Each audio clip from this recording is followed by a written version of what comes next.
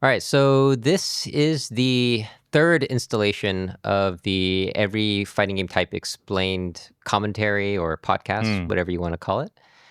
And before we get into it, we should talk a little bit about stuff that's been going on in the Street Fighter world, right? In the recent world of fighting games. Yeah, Yes. so apparently Zangief is pretty hot right now. Zangief is always the fun to pick topic. Yes. Yeah. Regardless whether the character is good or not, Zangief discussion is always fun. Yeah, there's a lot of strong emotions and feelings about grapplers in general. Mm-hmm. And you are a Dawson player. We need to disclose that first. So there might be a little bit of bias Super here. bias. But we got a win at First Attack in Puerto Rico. Yeah. With Men RD, and then we also got a tournament win from East Coast Throwdown. East Coast Throwdown with Itabashi Zangief, who has Zangief in his name. He's got Zangief in his name. So, that's another thing, right? Itabashi is the name of a region in Japan, and the Zangief is a fighting game character. He has the guts to have, where he's from and the character name as his gamer tag. Dude, How cool is that? That's a badass thing. I remember in the 4 days, PR Balrog was known for being Puerto Rican Balrog. That's originally what I think some people thought that PR stood for like a sponsor name or something, but it was actually Puerto Rican Balrog, and he played Balrog really, really well. One of the top players in Street Fighter 4 at the time. So I guess we can kind of segue into this through Itabashi Zangief, who is actually very well respected in Virtual Fighter. Yeah, Itabashi Zangief and a few other Street Fighter players like Fudo, they've always been a legend in the Virtual Fighter scene as well. Yeah. I personally have had the honor to see them play Virtual Fighter. This was back in early 2012 or 2013 in Australia. Yeah, I remember. I think even Itabashi and Fudo were in the grand finals at one tournament. It could have been our tournament. It could have been our tournament in Shadow Lu Showdown. So, it might have been that, yeah. We invited some Japanese players as well as some internationals. There were, in the Virtual Fighter top 3, I believe it was, I could be wrong, I might have to do some research on this, but I remember it was Fudo, Itazan, and Ryan Hart. Oh, yeah. Ryan Hart also has some 3D Ryan street Hart's cred. really good in 3D as well. Yeah. Shout out to him. This is one of the things that makes them such special players, that they can be dominant in 2D, but also dominant in 3D. And one of the things about the Every Fighting Game Type Explained video was to try to distinguish those kinds of games and not just the graphical aspects, right? So I guess the very first part of the 3D section, I talk about how realistic the game is. That's one of the things where that Game FAQs person wrote about. Yeah. How realistic. That would have been the guide that had the most votes, most ratings. So it was a very popular one too. Yeah, back then, this is kind of how we figured out about games, learned about games, and even in the Game FAQs, people talking about the games and the history. These are passionate people. If they're making an FAQ, which on a notepad. Yeah, on a notepad. Yeah. FAQ, actually, that means frequently asked questions. Yeah. But these just ended up being guides. I guess frequently asked questions and guides are kind of overlapping. But this guy just wrote about how much he really loved the idea of Virtual Fighter and how it kind of was distinct from the popular fighting games at the time. And he basically threw shade at Street Fighter and Mortal Kombat without mentioning those games. Right. He basically said that this is a game that really is great without having to resort to magic moves, the special moves, which is Honda headbutts and fireballs and electrocution coming out of electricity coming out of your body. Yeah. And then the violence, which is obviously a knock at Mortal Kombat, right? Mortal Kombat was known for that during that time. So Virtual Fighter was kind of a fresh new way of thinking about the archetypal fighting game, because you still had the high-low, the stand ducking, the life bars, the timer. There were a few things that kind of made it really distinct, which was one of which was the ring out system. That was pretty new because these other fighting games had walls where That's you would try to push your opponent to the wall where they can no longer go back, and you would have an advantage because they couldn't backdash or they couldn't walk back or jump back anymore. Nowhere to run, kind of. Yeah. But in Virtual Fighter, if you went to the edge, you just lost. It was ring out. But at the same time, while it was known as a 3D game, the 3D movement was not really a thing. You couldn't really control your character into going into the background or foreground, except with the exception of rolling. Right. So there was no such thing as like a sidestep command. Not at the time. At the time. And so it was a 3D game, but it was a very like early stages of a 3D game. But it actually influenced a lot because if you look at some of the animations in Virtual Fighter, those animations have been used in so many 3D games going forward. Yeah, you can notice some of the because I guess in the 3D graphics world, they call it rigging, when they rig the skeletons of the humanoid models. Some of them are very noticeable, even in the modern 3D, not just fighting games, but many other games that require humanoid models. Yeah. And that was pretty interesting. And when you mentioned that throwing shade at Street Fighter and Mortal Kombat, I think the developers were also subtly throwing shade at the jump mechanic. Oh. Because jumps were very low gravity. It's like we called it the moon jump. Yeah. In the early Virtual Fighters and even early Tekken. Yeah. Yeah.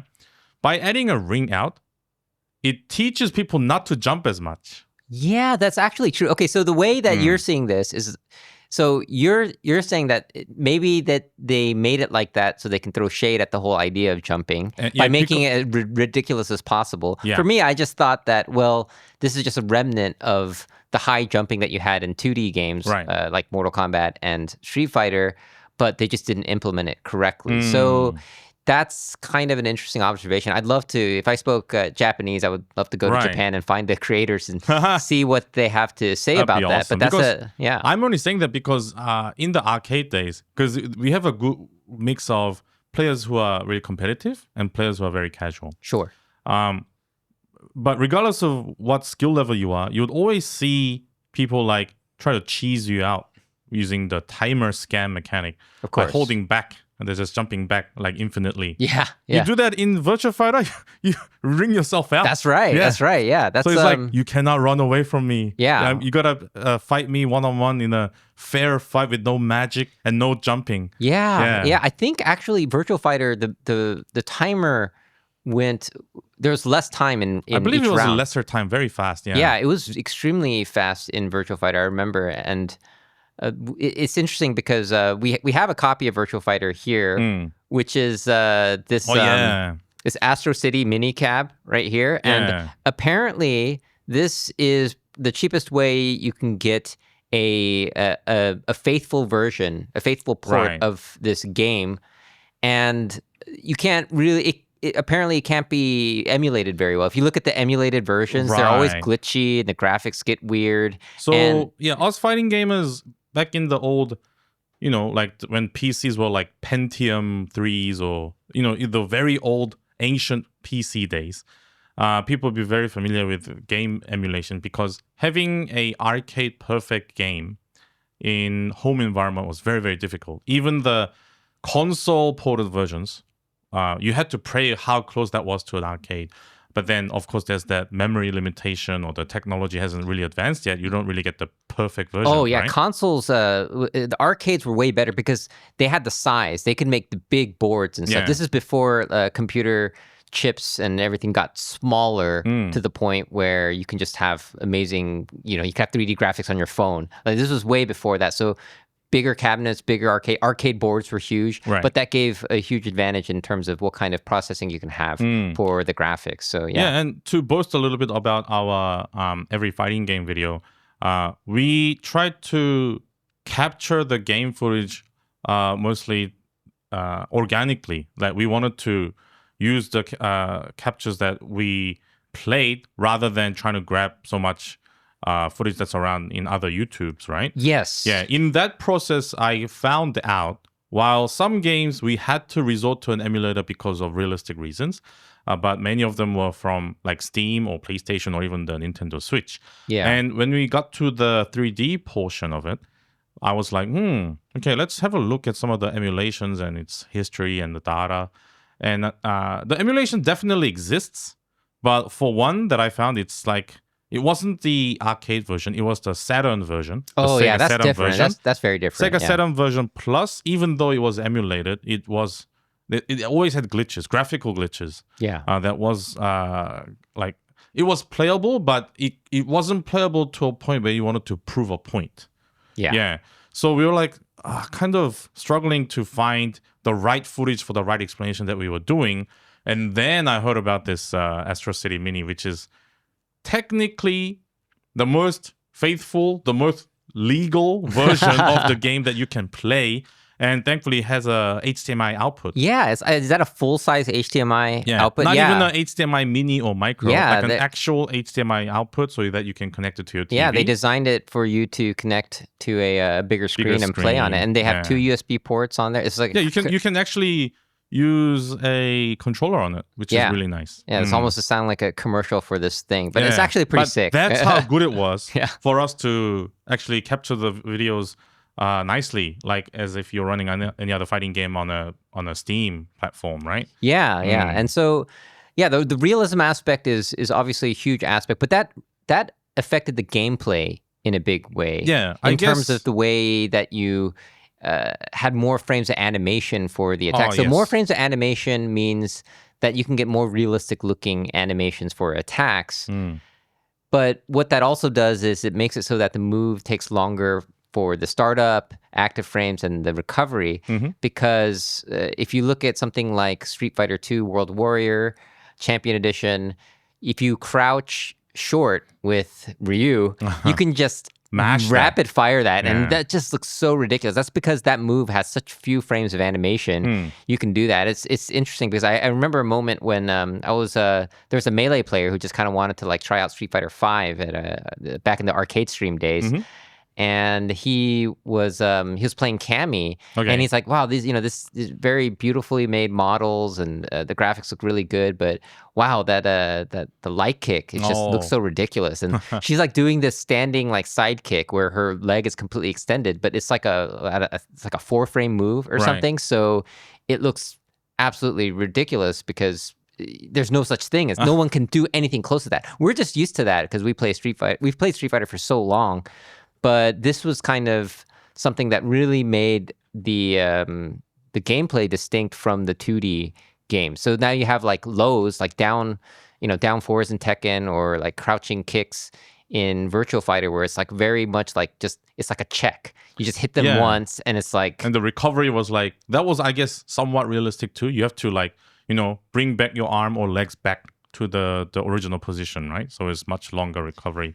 Yeah. And so that really affected the gameplay in a big way. Of course, there were a lot of other elements of the 3D game that was a big deal.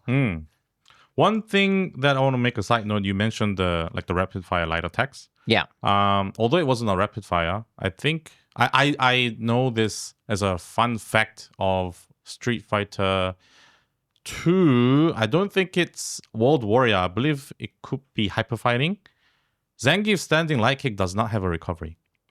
Yeah, it recovers instantly. So you can mash that light kick with Zangief, and you have no consequences at all. That sounds broken. Super broken. Yeah, it sounds ridiculous. I believe that's one of those things where the developers kind of forgot. So it's like, whoops. Yeah, they're just on the spreadsheet of frame data. Yeah, so you can never whiff punish it. There's no concept of whiff punishing Zangief's light kick, by the way. Wow. Okay. All right. Good to know. So one of the big things that makes 3D different from 2D, the way we know it now, is the way the mids work. Oh, that's right. We explained about how to block certain attacks. Yeah. So in the beginning of the video, I talk about 2D games where you're basically in a default crouch block position if you just want to be safe. And the downside is you can't walk. But in terms of 3D games, it kind of flipped the other way around, where the default kind of safe-ish position is to be standing. and you only crouch when you smell a low attack coming, or you think they're going to do like a hell sweep or whatever. Because generally standing will keep you more or less safe. This is why in the video you had Super Akuma and Joka. It was the perfect. I remember when I was I knew Super Akuma would be a pro Akuma in Tekken 7, but I needed an anti Akuma in Tekken 7, which is not hard to find. But I just needed somebody who really, really hated Akuma. And a lot of people did. And everybody was like, "Oh, Joka, you should just interview Joka," right? And so I was in London for an event, and that was the Red Bull Golden Letters. Red Bull Golden Letters. And I wanted to interview Joka, but he had already left for I think he lives in Birmingham. Something. So he was out of London at the time. And I was like, oh, he would have been the perfect anti-Akuma person to interview. But then he came to Korea later for another event. We hosted the event. Yeah. I did TOing and production for that. And it was incredible because we also had Arslan Ash there, among many other international players come down. And Joka was definitely one of them. Yeah, and it was so funny. This video is taking so long that I could just wait until I see the person again. It's not like, oh, when am I gonna go back to England again to get Joka's interview? But he just came to Korea. I guess he has a lot of reason to come to Korea. This is all in the midst of us still like preparing for this video. And we were like going back and forth different events and all that. So yeah, it's just one of the advantages of taking a long time on a video and like working on it on and off is that because it takes so long, you can find a lot more opportunities for stuff to happen. But I didn't want it to take that long. Obviously, I mean, we just had to work on it on and off. Like you said, like you were running an event at the time. Yeah, and these are times where we can't really fully work on these videos, or at least then. Now we are doing this more full time. This is probably why we have this set up for podcasts, and you guys are supporting, which is awesome.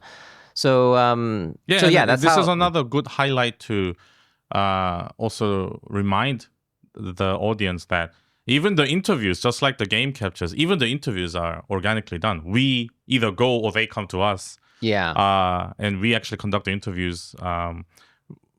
We would love to use some of the interview footages from other sites or medias, but I guess it's more meaningful that we conduct the interviews ourselves. Well, the thing is, if we do it ourselves, we can ask the questions that we want. That really right? want. So the thing is, like, if you go on some, like your run-of-the-mill esports news site, those are great for a certain type of content. They'll talk about like what it felt like to win Evo or what how it do felt you like feel questions. Yeah, those kind of questions. But the questions that of course, I like to ask and that we're interested in is obviously more about the gameplay kind of stuff. A bit more sophisticated. And, in terms of like how the game mechanics work. And what was great was Joka just saying like, if I'm holding back, I shouldn't lose like that, right? And he's not wrong. Yeah, I'm playing Tekken. If I'm holding back, I should be somewhat safe. But of course, Akuma can do a low attack into all your health, basically. And that's why I love the part when it says, "Oh yeah,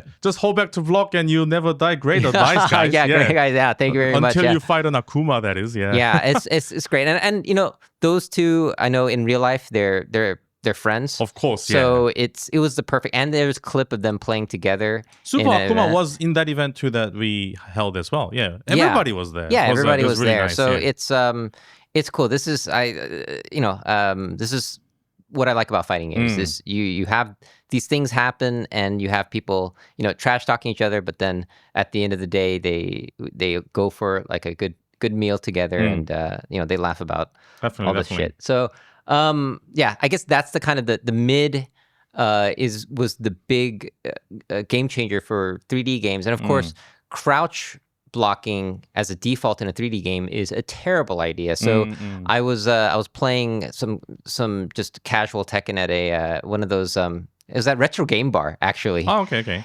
And somebody was playing and doing kind of well, beating it was a kind of a casual level of Tekken, but I noticed this player was always ducking after a certain getting up. pattern, yeah.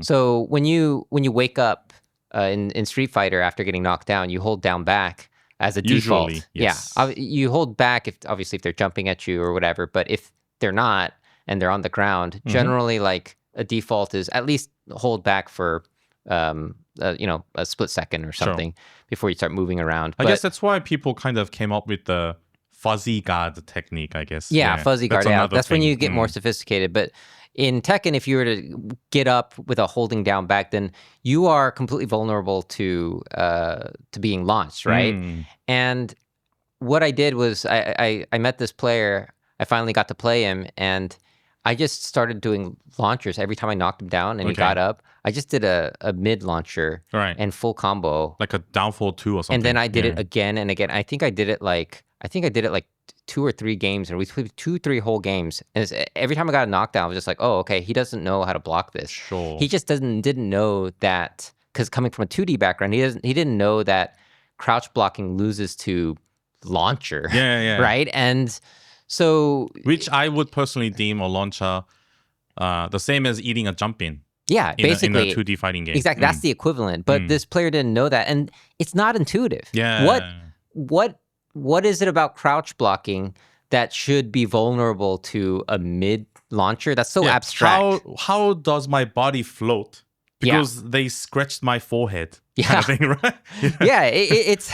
It's you have to kind of make up stuff in your head for it to matter. It is a video game after all. Yeah, it is a video game after all. But the thing is, there's some level of intuition that are in most games. But in fighting games, there's these little things like that where, something is very intuitive. Like if you're stand blocking, then your legs will be vulnerable. That's like the easy one. But when it comes to of course, even Tekken does have things like snake edges. So it's not like a true like a black or white thing, There are definitely variations that does kind of start from a low as well. Yeah. But it's not a common thing. It's not a universal thing. That's why. Yeah. Yes. And when I say in a comparison to a 2D fighting game's jumping, I don't mean that really as a direct comparison, but it's more to do with it starts a big combo. It's like a combo starter. Yes. But I guess the biggest differences in that is like a jump in is or the concept of jumping or the Cirque du Soleil exists because the concept of anti-airs exists. Yes. So since you cannot block in the air for many traditional 2D fighting games, and for a human being to react an anti-air something, it has to be somewhat vulnerable. It cannot be something that happens instantly. Whereas in a mid attack usually is like somewhere in between 10 to 14 frames. Yeah, that's like, I don't think that's humanly possible to consistently react to. No, you can't react to it. And that's what makes it so good against crouching opponents, right? And it's like, it is unsafe. Usually launchers in Tekken are unsafe. The stronger it is, the more unsafe it is, I think. But like, just like your regular down forward 2 that's in much of the cast, that is actually,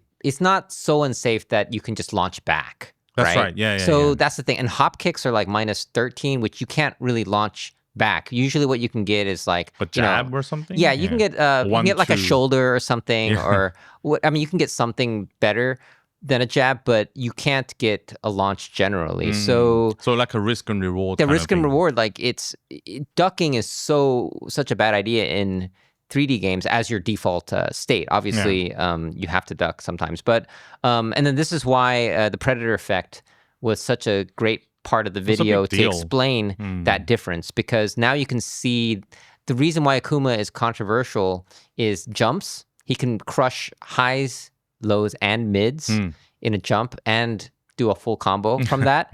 And he can do crazy damage from a low. Which those 2 things alone are, it's crazy for a Tekken player. They're going to be like, what is this character? And I think this is one of the ways that you kind of explain the difference between 2D and 3D fighting games in terms of the way they play. Of course, there's a million other things. There's the way people dash and walk. Those are big things that we didn't even talk about in the video. Whenever you launch somebody with a combo, that there's an off-axis way of combo. If you combo somebody and you're off axis, you might whiff because of the way that their body is spinning in the air. That's something you don't have to worry about in 2D games. That's right. If you're juggling somebody in a 2D game, like in a Mortal Kombat, Mortal Kombat is kind of like the ultimate 2D juggle game, right? Because it's like the ones where you don't have to worry about axes. That's a great example because if you get a launch and then you memorize the follow-up, that'll always work. Yeah. Like, there's no variations whatsoever. The only variation may be like if it's in the mid screen or corner. But you say that the axis changing combos after a launch, it became so advanced later in the time where players have found out after you launch someone, you can actually fix the axis manually. Yeah, at the highest levels, you can definitely see people who have mastered their characters truly, just making that micro step into the Z-axis. Yeah, and just so that they can complete this combo and get the wall carry and do a crazy amount of damage. So that's something that's very much, a 3D thing. But I guess speaking of Mortal Kombat, attack strings in 3D fighting games. How do you? So the thing about attack strings are that they're kind of like the Magic series or the Dial-A combo or similar, whatever you want to call it, the chain combo in 2D games. The idea that you can press a series of buttons and you will get like an easy to dial in combo. That's right. But the difference is in the 3D games, there's way more combinations, right? So hard-coded. Yeah, it's almost like there's like hundreds of different combinations of chain combos that you can have, and they're called attack strings because you can do one that does 10 attacks in a row, like the 10 hit strings, or you can do a chain of 2 attacks. So that's the system of attack strings. Whereas with chain combos or Magic series, it's kind of more like there's like a universal system. It's like light, medium, heavy, A, B, C, and you can do these 3 in a row in this. There's like a system for every single character that can kind of do this series, and then at the end you can maybe cancel into a special move or something. But in Tekken, there's like way more different combinations, and that's what makes it so hard to remember everything because it's not universalized. There's like like you gotta like purely memorize. Yeah. I mean, there are some patterns where you can kind of be like, remember, there's a limb system in Tekken. Yeah. So there's, left punch, left kick, right kick. And when you watch enough combos, watch enough attack strings, you can kind of get the feel for like, oh, that one's probably like a, 1-1-2-4 or something. And so there's kind of a rhyme to the madness, but it is harder. I would say that a decent analogy is the original Magic series or the chain combos in the 2D fighting games is like a scientific formula. So, for example, it's like a math problem. Let's say you start with a light attack. Light attack equals cancelable into medium or a heavy attack. But medium attack equals cancelable into a heavy attack, but not to the light attack. Kind of thing. So it's like a formula. It's like a flow chart. It's like you can go upwards. And then the variations is like some characters might be able to even go back to a weaker strength of a normal. Or some characters, you could do the same normal twice. So those are the little variations. But universally, it's usually from the weaker normals to the heavier normals. Yeah. But in Mortal Kombat or Tekken, each of the strings are recorded and put there in your move list. So it could be hundreds of them. They do have something similar, like you said. It does branch off of a same route. You could start from a 1-1 or a 1-2 something. But then they're not necessarily universal to some characters. Some characters may not even have a 1-1. So that's a big difference.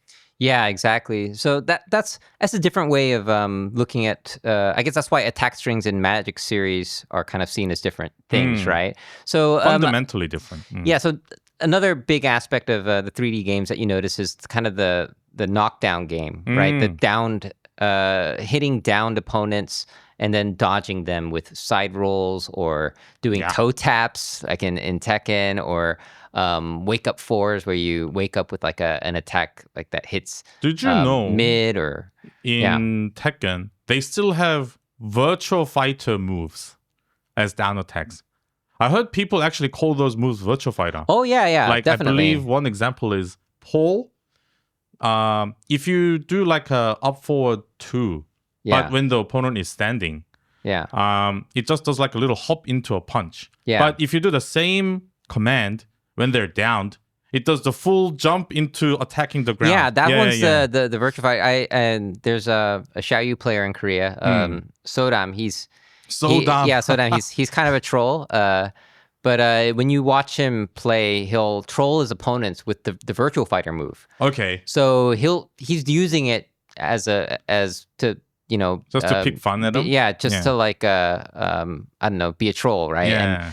And but he scream out virtual fighter, virtual fighter every time he did the it's the move where it's like you're like punching downward from the air. Yeah. And it looks ridiculous, right? Because that's not really a martial arts technique. There was a bit of a debate online too. Some of the Tekken players are like, why do they keep this in Tekken? Like nobody uses that. Yeah. Because they would rather use a stronger or a faster move. Yeah, it's not a common move at all. I mean, rarely do people use it unless they're trolling, right? Right. So it's only for those people who want to troll, I think. So the developers actually encourage you to troll? Is that a thing? But I wonder why it's still kept that. But some of them are definitely practical in a competitive environment. Yeah. So like I know Heihachi's down 4 when they're down. He stomps on them. Yeah. Paul also, if he does down 2, he punches the ground.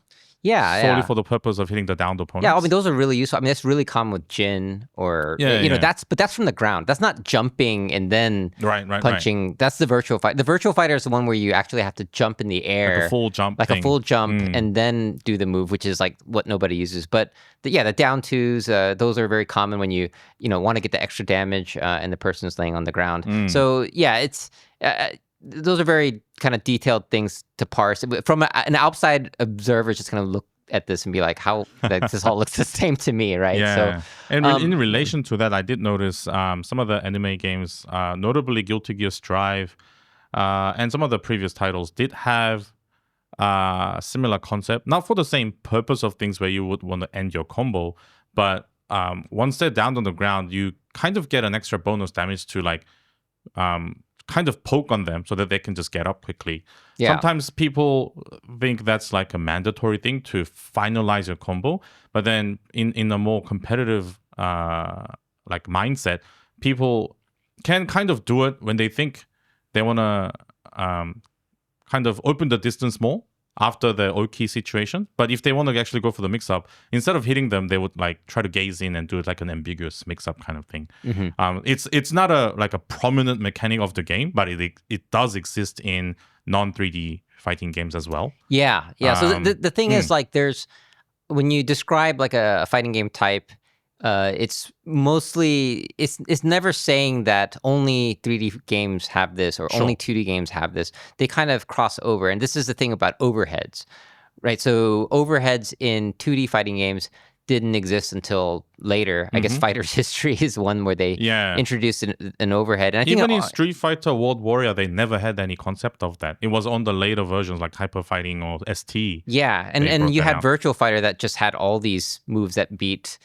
crouch blocking from the ground. So I think that's where all that came from. So, I mean, OTGs, same thing. OTG is also like a very significant thing, mainly in the Versus series games. Sure. Yeah. Some of the moves and assists were solely designed to OTG and extend your combo.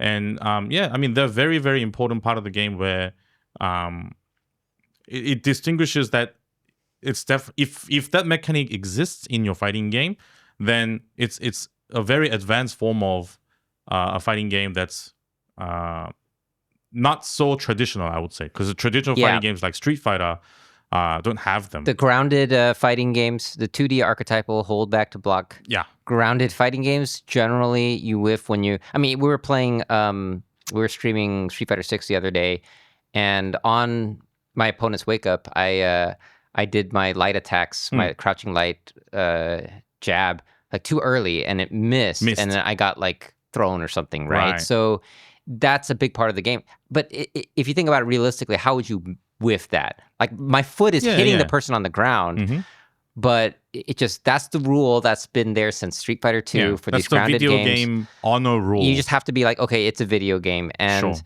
and this is the thing that 3D games kind of stopped, Mm-hmm. right? The 3D games are kind of, they're, at least with Virtual Fighter when it started, they were like, we're going to kind of not have that. Like, I think this was the mentality that they had making these games. And of course, it just transformed the way 3D games were going forward. But I used to talk to my friends about that similar topic as well. And my friend told me, well, games that don't have OTG or down attacks are kind of like boxing. When the opponent is down, you don't continue to attack them. You let them stand up. Yeah. Whereas in MMA or like the UFC series, the rule is that you can go grounded. You know, you can pound them and stuff. Yeah, that's part of the fight. Yeah, that's how my friend kind of described it back to me. It's like, oh, okay, it's like the same combat environment, but just different rules. Kind of. It is a rule-based thing, of course.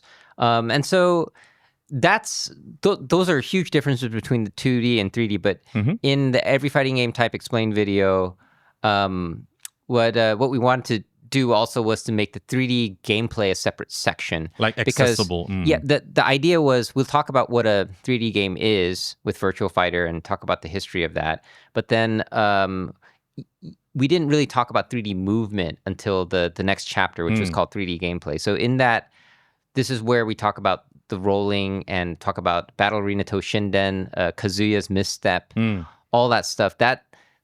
Moving in the 3D environment intentionally as part of as a universal movement mechanic actually didn't come later in fighting games. Yeah. So it was kind of a big deal because if you look at I think Battle Arena Toshinden was 1995. Yeah, January 1995. So basically the end of 1994. It was actually it wasn't so much later. Yeah, but it was definitely like for that was like a completely new thing where you can it was a kind of side dodging roll move, so it's kind of like hard to call that a side step. Yeah. But yeah, I mean there's the first character to have that was like a side step like thing that looked like as step. An intentional move. Yeah, that was Kazuya and basically I was at Combo Breaker. I interviewed David Lowe about this, and he's that's a right. Tekken He head. appeared in the video for us. Yeah, right? he's a Tekken head, and he showed it. They had an arcade cabinet in the arcade portion of Combo Breaker. Yeah. Combo Breaker's so cool because they have like arcades and stuff. Evo they have has 24-hour venue. Yeah, 24-hour venue. I don't know if they do they still have that? They still would do that. Yes. Okay, it's like a big tradition of theirs. Yeah. Yeah, but you can just play the arcade games there on free play, and he was able to show the misstep. But that was. Some people in the comments in the video were mentioning that there's a Yoshimitsu also had a sidestep move in Tekken 2. Yeah. But it was kind of more of it wasn't a step, it was like a spinning move. That's right. It does still spin towards the Z-axis, so therefore it will dodge linear moves. Yeah. And yeah, it was unique in that certain characters only had that privilege, that to be able to dodge something that's coming at you directly. Yeah, I like that term privilege. It's interesting because it's not a universal mechanic just yet. Yeah. In fighting games, whenever a character has something that is a huge benefit that other characters don't get to have, right, you call that privilege, right? So much. It's the Yoshimitsu spinning attack is a traditional one because back in the day, it didn't. I mean, Tekken obviously until Tekken 8 didn't have any concept of resources or meter. So in the later stages of Tekken, Yoshimitsu, when he was doing this, I believe the developers and the community deemed it too strong because it was way faster than your normal side steps and side walks. Yeah. So you had to sacrifice some of your health in order to do this. So it's very costly. That's right. Yeah, that's why nowadays, even in modern Tekken, Yoshimitsu has to lose health to do the because it was too strong move. because it dodges most everything. It's too fast in terms of startup. What do you? This is kind of going off tangent. What do you think of fighting games that take a move that's like too strong, but they want to keep it in so badly that the only way they can nerf it is to make you lose health? Yeah, because that's like a Fantasy Strike DPs with I forgot that one character. There's a character, the archer character. She does a DP that's invincible, right? And it's super good. Obviously, invincible DP is really good, but in order to balance it, you didn't have a motion input in that game. It was all one button. So one button, invincible reversal, instant DP is so powerful there that I think they just made it so she lost health She did it, so it's like as like a price to pay. Yeah. And I think move. I think the story about that character was that she's kind of a reckless person, so she would do that. I guess. To be fair, I don't think it's that cruel. That mechanic exists, using your health bar as a resource. In the gaming community as a whole, sadly, it's not from a traditional fighting game, but it somewhat relates. The biggest kind of example of that is Final Fight, where you press A and B together. They do the invincible move. Yeah. But you have to use your health That's for it. That's the super move, yeah. So that carried on to Marvel 3, Hagar. Yeah. Oh, Hagar's lariat is totally invincible, but uses your health. Yeah. But losing health, a little bit of health in that game is not that big of a deal, because if that invincibility beats supers, beats all sorts of assists, then I will gladly pay a bit of health to do a fully invincible move. No, that's funny that you mentioned Final Fight, because I forgot about that. That was the way that they balanced this very powerful move. The invincible move. Yeah, the invincible, and like you could do it when it would hit both sides. I think everyone had like, that's kind of where the lariat is. The lariat and the Tatsu-like move. Yeah, there's like a lariat, Cody Tatsu. It was a move that basically, when you had all these like bad guys around you, you can just, it's like a bomb button. You can just like hit it, and then it would knock out everybody around you, and it'd be invincible, so you can't get hit out of it. And I think it's a genius idea, because if you think about it, right, back in the days, that was in the arcades. There were coin-op arcades. Oh. They give you that illusion that you got an invincible move, but you're using your health. So they would have to die faster. Yes. To put in more money. No, that's so smart. Oh my God. I just smart realized that. Are the developers? Yeah. It's like, we'll let you do this invincible move. However, eventually you're going to put more money in this machine. No, I'm sure there have been people that just found out about this move but didn't know it was taking away their health, and they were just mashing it. I've seen people think that's the best move in the game, and it'll be like, start of the round, just start mashing. Wow. And then they're like, where's my health gone? That is some next level stuff. I didn't think I played Final Fight. I love that game even. All the way back in the day in the arcades, and it was only now that I realized the see, cynical ploy to do the health losing mechanic to make more coins. Yeah, it's a business choice. It wasn't a game design. It was a business design, a business model. Yeah, and like some of the I don't know if it was from the original Final Fight, but some of the other variations of those type of games where the game granted you the invincible move. Yeah. It was more sly in a way. Later it evolved. If you initially use it, and if you whiff, you don't lose your health. Oh. So people think it's safe to do it. Yeah. But the moment it touches your enemy, then you start losing health. Oh. Yeah.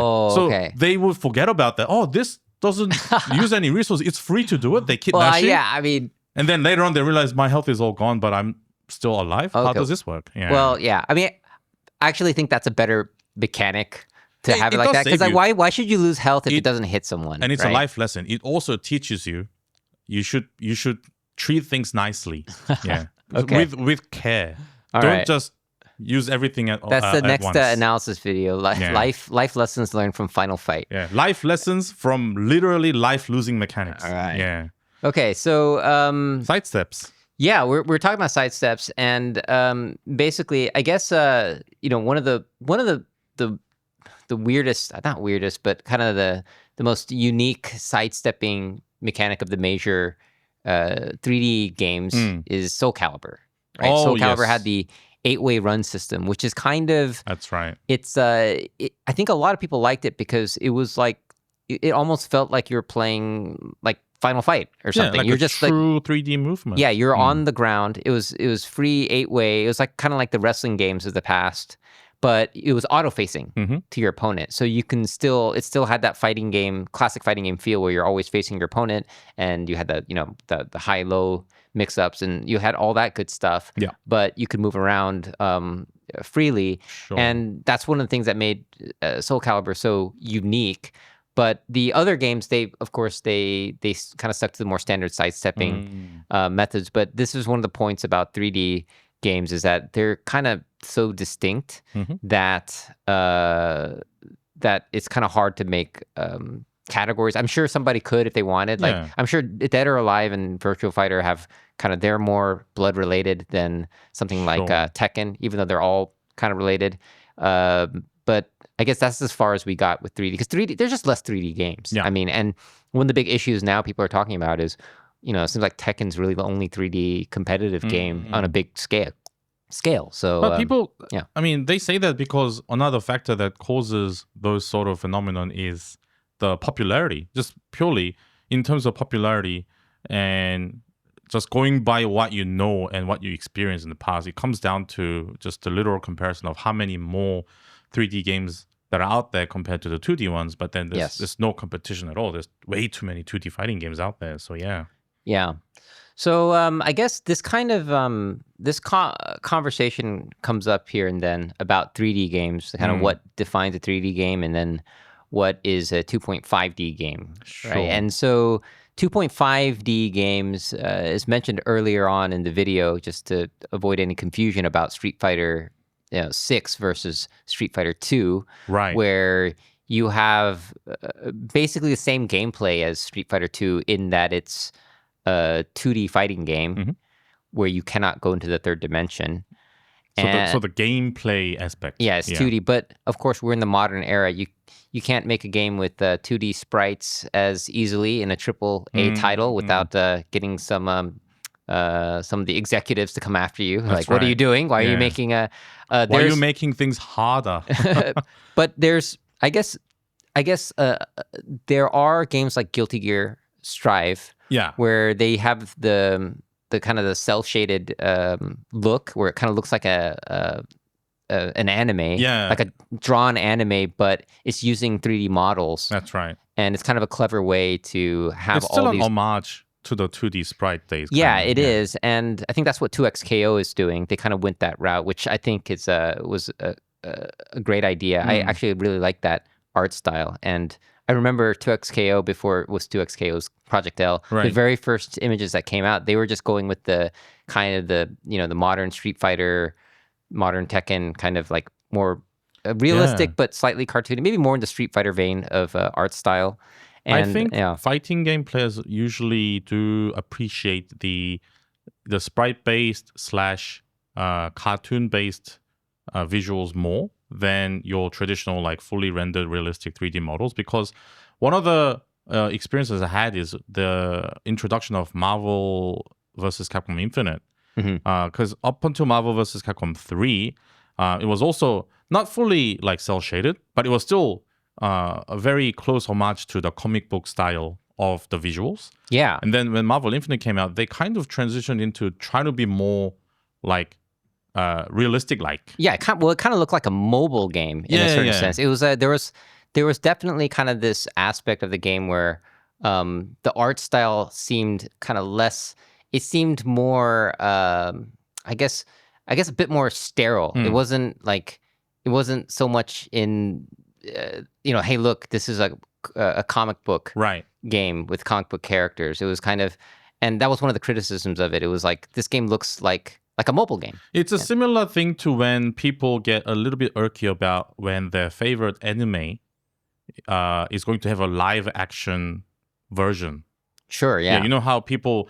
It's definitely a stereotypical thing as well as a preference. But no one...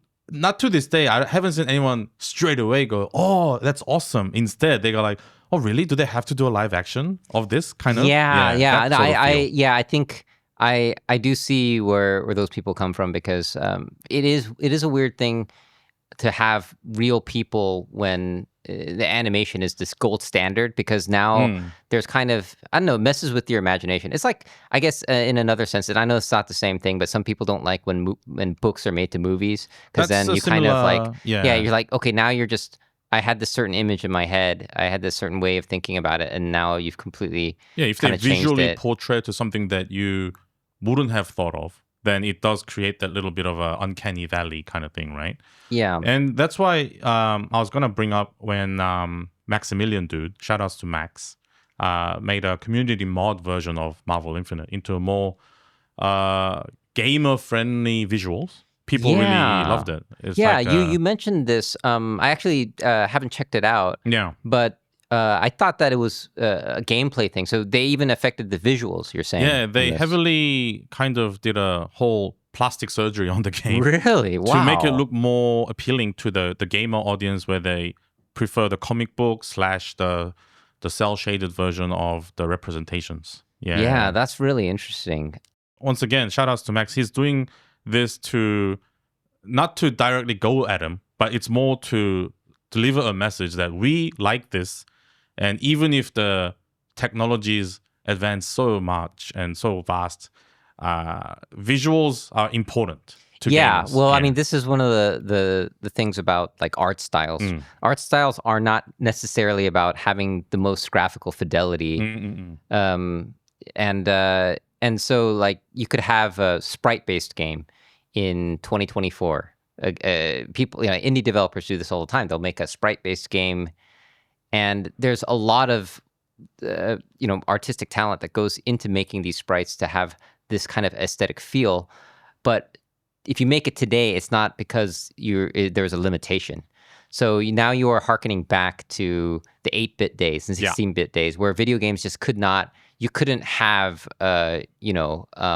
Omni-Man, like from Mortal Kombat, the new Mortal Kombat in the games back then looking like that. So art styles, it's I guess it is a subjective thing in a big way. But the 3D games, I think 3D games as opposed to 2D games actually have to have more of a 3D style, right, to show where you are on the screen. And it has to have it has to actually be like a representation of a 3D environment so that the Z-axis is meaningful. And so I think when like the PlayStation 1 era, when games are slowly transitioning into the 64 bits, 128 bits, and then they're trying to show off their polygons, right?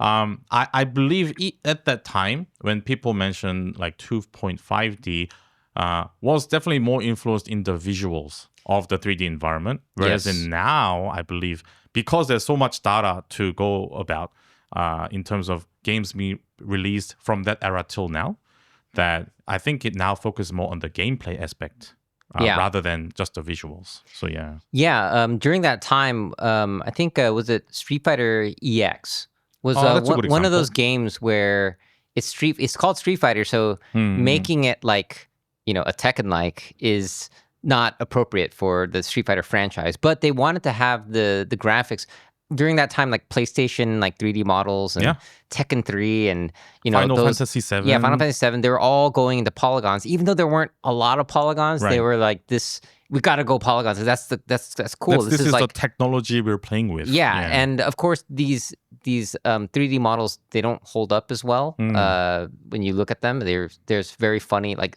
there's the OG Virtual Fighter 1 costume packs you can get, and they're kind of meant to be kind of funny graphical things, but it's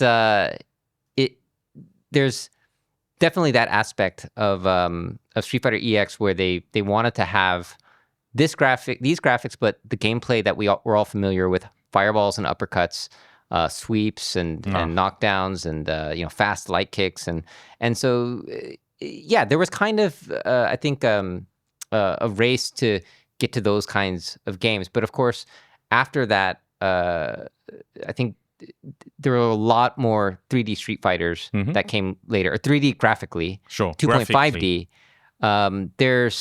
I don't know if there's actually like a 3D Street Fighter game. Not that I know of. You mentioned in Street Fighter EX, I think Akuma could do a teleport that actually like kind of shifted the 3D plane a little bit or something, but that seemed more like a side effect rather than an intentional addition. Well, I think it's a bit of both, right? So I think they did definitely experiment with the side steps. I believe they would have. I've yet to find a source for that. But this Street Fighter EX franchise was, by the way, in cooperation with Arika, the famous fighting layer developer. Right. Yeah. Akira Nishitani, mastermind behind the fighting layer and the Street Fighter EX series. One of the, I believe, but due to design choice and maybe the Capcom people have kind of given them pressure that it has to stay the 2D fighting game style. However, because they could still utilize the technology, I remember Akuma, his teleport move usually does phase through the opponent in the traditional 2D fighting game. But I think they wanted to be more creative, and the teleport move, same command, like the Dragon Punch motion into 3 punches or 3 kicks, he would move laterally. He would like swing laterally, not directly lateral, but like clockwise or counterclockwise kind of. Oh, was it like a big lateral arc, or was it like a subtle one? It was more for a escape option, not to engage. Almost like a Yoshimitsu kind of escape. I would say so. Yeah, maybe not as drastic as Yoshimitsu, but it did force the cameraman to move with him. That's what it did. Interesting. Yeah. So that was like a remnant of like a 3D gameplay in like a Street Fighter game. Yeah, but you could see the trails. So if you fireballed to try to catch him, you could see the fireball. You could see the side of the fireball in a 3D environment because Akuma's moving away laterally. Yeah. Okay. Yeah. Interesting. So that's a interesting take that they did, as well as other than Akuma, Bison also had to teleport. He would disappear and appear, but he would appear in a 3D environment. Yeah. Like either in the foreground or the background, kind of. Okay. Yeah. So that had a little bit of that influence. Yeah. So speaking of Eureka, Fighting Layer is kind of what we've deemed as being a 5D game. Sure. So 5D is something, this is kind of an interesting story of how we came up with the idea of the 5D game. Basically, I think it was, I think we were thinking about some games like Rival Schools and... The King of Fighters Maximum Impact. Yeah, and basically, I think the first one that you showed me was there was a Dragon Ball game that was very much a 5D game. And it was very interesting because there's like it's completely like Z-axis game, but then you can do like juggle wall combos and like air combos and stuff like that, like you see in like Marvel or anime game or something. This was Super Dragon Ball Z. Yes, that is the game that I'm talking about. That's the game where you can do air combos and there's a Z-axis. That's right. Yeah. So I guess for the audience, they should know that the way we made every fighting game type explained was basically we took some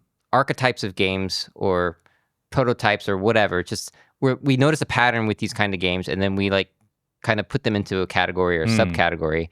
And then what we would do is we would take any fighting game that we knew of, just any in a conversation, like what is this game? Yeah. And then we'll be like, oh, well that goes here. Well, that goes here. And we had a pretty robust theory, but 5D was the one that was the last one to be made because we didn't really give those games too much thought. It was kind of like, okay, these are kind of, I guess these are just 2D games, but there's a Z-axis thing kind of, but then... it was a mindset of whether are they 2D games but with 3D movement, or are they 3D games that are trying to be 2D games? So that already sounds very weird, but those games definitely existed.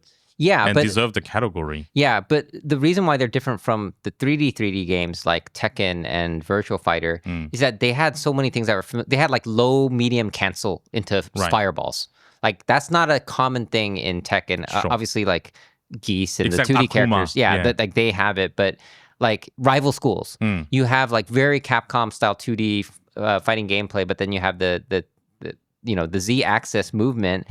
And there was enough of these. Like you said, KOF did it. Yep. Rival Schools did it. Dragon Ball did it, right? And it was interesting because I had a conversation with Chrono. Shout outs to Chrono. I was talking to him at a Tasteless event. Okay.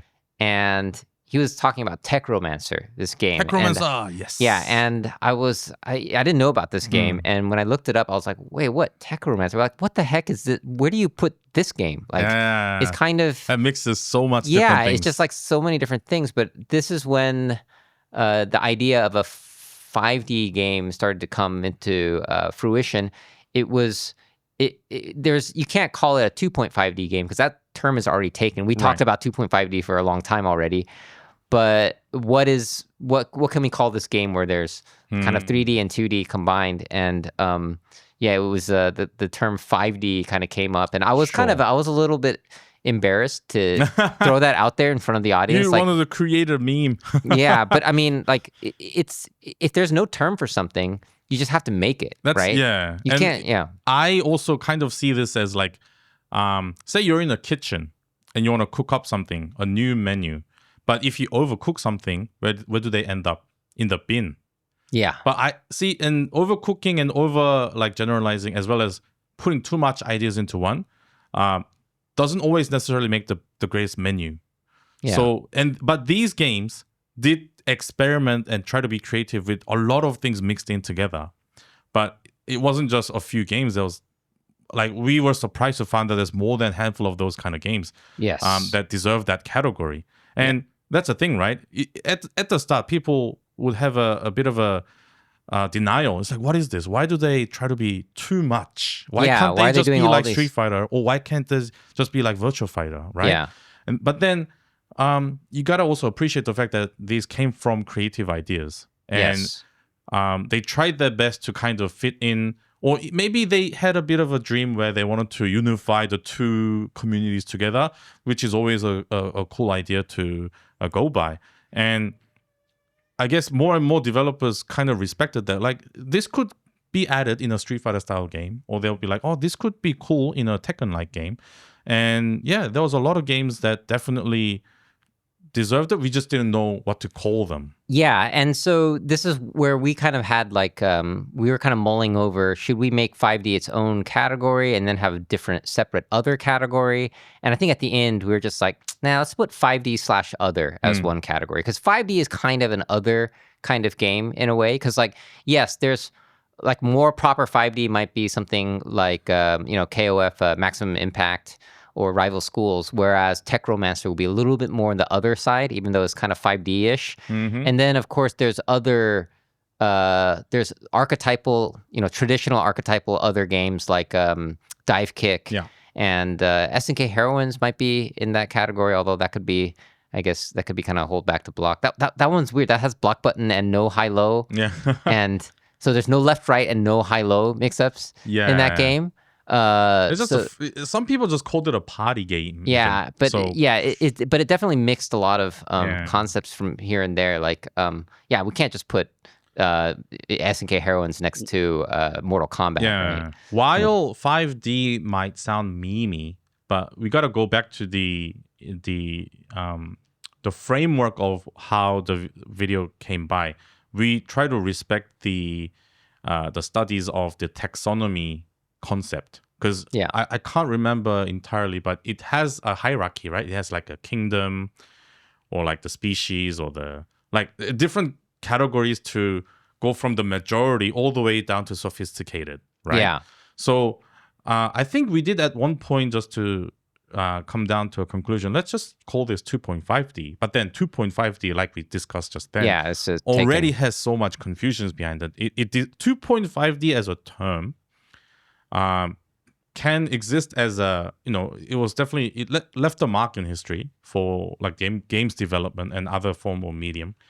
But it was too much in the gray area, I believe. Yeah. To just point something that is 2.5D and only 2.5D. That wasn't the case. This is probably why in academics and why researchers and scholars have like people. They have like terms that are very very distinct, right? And this is where, speaking of researchers, we talked about platypus games earlier, but this is the category where the platypus game, the archetypal platypus game lives. And so, the other category is kind of a good place to end off the archetypal section of the video. That's like, if this video is to be classified into two sections, it would be archetypal and hybrid. Hybrid, that's right. And so, so this is the end of the archetypal part of the video. Well, one thing I do want to kind of leave a note is, I do know the super smart scientists came up with all that taxonomy stuff. Yeah.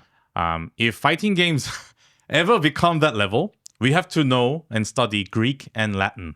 Okay. All right. Well, because you know how they classify all those names? Yeah. I don't know. Maybe we have to like study Japanese. Or even Japanese is good. Maybe Japanese will be the language of fighting game taxonomy. Because I mean, that's speaking of, one shout out I want to give to is Infill.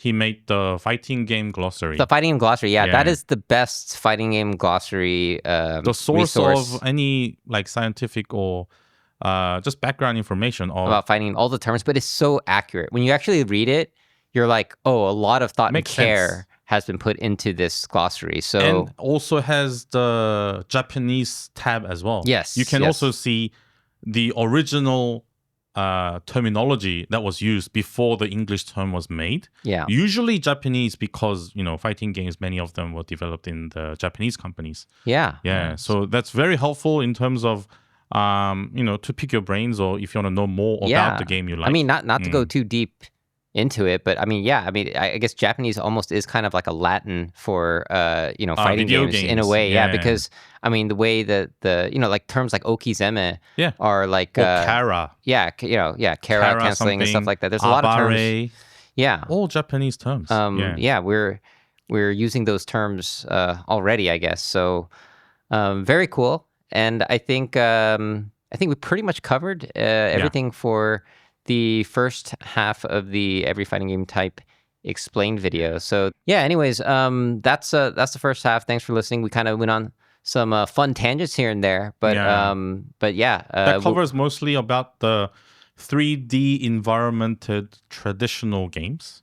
So next time we could kind of delve go to into hybrid. Yeah, hybrid is where there's some interesting things going on, and that's a whole different universe. Yeah, it's like another planet. Yeah, but it's pretty awesome. Yeah, visiting planets in fighting games is fun. So all right, all right, cool. Thanks for watching. peace.